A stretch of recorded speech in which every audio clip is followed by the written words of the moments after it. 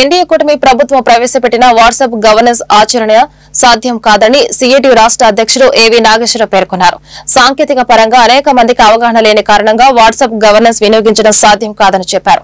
గ్రామ ward సచివాలయాలను కుదించడం, volunteer వ్యవస్థను రద్దు చేయడం దారుణమన్నారు. అదేవిధంగా కాంట్రాక్ట్ అవుట్సోర్సింగ్ ఉద్యోగులతో ప్రభుత్వాలు వెట్టి చాకరీ చేయించుకుంటున్నాయని ఆరోపించారు. గుంటూరులో గురువారం ఆయన మీడియాతో మాట్లాడారు.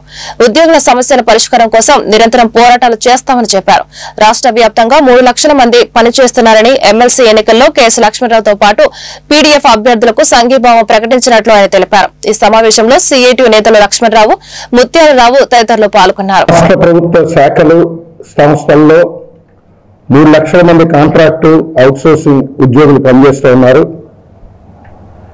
AP state government contract and outsourcing employees teachers workers జేఏసీగా రాబోయే శాసన మండలి ఎన్నికల్లో పీడీఎఫ్ అభ్యర్థులైన కేఎస్ లక్ష్మణరావు గారు, డివి రాఘవుడు గారు ఉభయ గోదావరి జిల్లాల నుంచి, విజయగౌరి గారు ఉత్తరాంధ్ర జిల్లా నుంచి పోటీ చేస్తున్నారు. వీరందరికీ కూడా జేఏసీ, రాష్ట్ర జేఏసీ మద్దతు తెలుపుతోంది.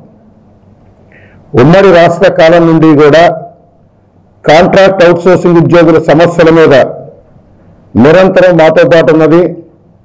మా సమస్యల్ని శాసనమండలిలో ప్రస్తావించింది.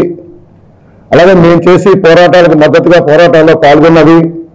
మాతో పాటు అరెస్టులైనది పీడీఎఫ్ ఎమ్మెల్సీలు మాత్రమే. కానీ అటువంటి పీడీఎఫ్ ఎమ్మెల్సీ అభ్యర్థులకి మేము మద్దతు తెలుపుతున్నాం. కృష్ణా, గుంటూరు జిల్లాల నుంచి కేఎస్ లక్ష్మణరావు గారు పోటీలో ఉన్నారు.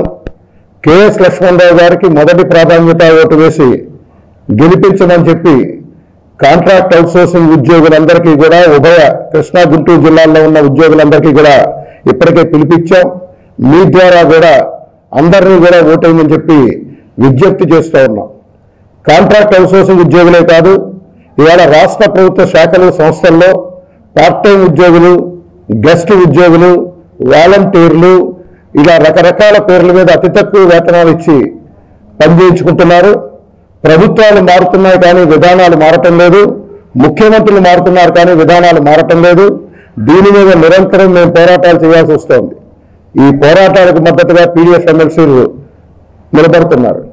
అట్లాగే అందరికీ ఉపాధి కల్పిస్తాం, లక్షలాది ఉద్యోగాలు ఇస్తామని చెప్పి ఉన్న ఉద్యోగాలకు కూడా ఎసరు పెట్టేలా ఇవాళ ఆప్కాస్ని రద్దు చేసి ప్రక్రియని, ప్రైవేట్ కాంట్రాక్టులకు ఇచ్చే ప్రక్రియని ఇప్పటికే కేబినెట్ నిర్ణయించినట్టుగా పత్రికల ద్వారా చూసాం. ప్రైవేట్ కాంట్రాక్టులకు ఇవ్వడం అంటే పాతకాలం నాటికి తీసుకెళ్ళడం.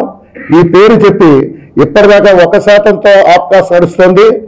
4% ప్రైవేట్ కాంట్రాక్టులకు కట్టబెట్టడం అంటే వందలాది కోట్ల రూపాయలు ప్రజల సొమ్ముని పందికొక్కులా తినడానికి ప్రైవేట్ కాంట్రాక్టులకు ఇవ్వడానికి ప్రభుత్వం నిర్ణయం చేసింది. ఇంతకంటే దుర్మార్గం మరొకటి ఉండదు. దీన్ని రద్దు చేయాలి. లక్షలాది మంది వాలంటీర్లని రోడ్డును పడేశారు.